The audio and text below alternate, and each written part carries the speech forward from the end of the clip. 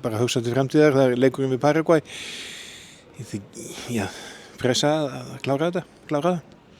Já, það er alveg hægt að segja það og gaman fyrir okkur að fara inn í leik sem að við eigum að vera stærra lið en þær kunna alveg handbolta þannig að við þurfum að skoða þær vel og fara yfir þeirra styrkleika og veikleika og hvað við getum gert til þess að ná sigri. Grannar þeirra Paraguay voru andstæðingur fyrir 2 árum síðan og það var svona barningur að leggja þar. Já, það er alveg óþægilegt að spila á móti svona öðruvísi handbolta ef maður er vanur og getur farið út í alls konar þannig að eins og ég segi, bara með fullan fókus þurfum að mæta í leikinn.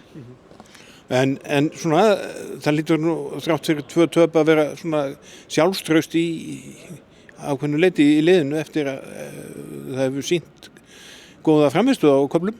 Já, algjörlega. Ég er bara búin að vera ótrúlega stolt af liðinu og hefði ykkur sagt við mig fyrir mót að við hefðum bara verið í leik á móti Þjóðverjum og tapað svo með 1 á móti Serbíu, þá hefði maður klárlega tekið því, sko. Þannig að ég er ótrúlega stolt af liðinu og bara sýnum að við eigum heima hérna.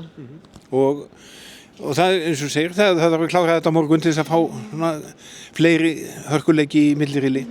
Algjörlega, og það er bara einmitt skref að klára það og svo sjáum við hvert framhaldið leiðir okkur.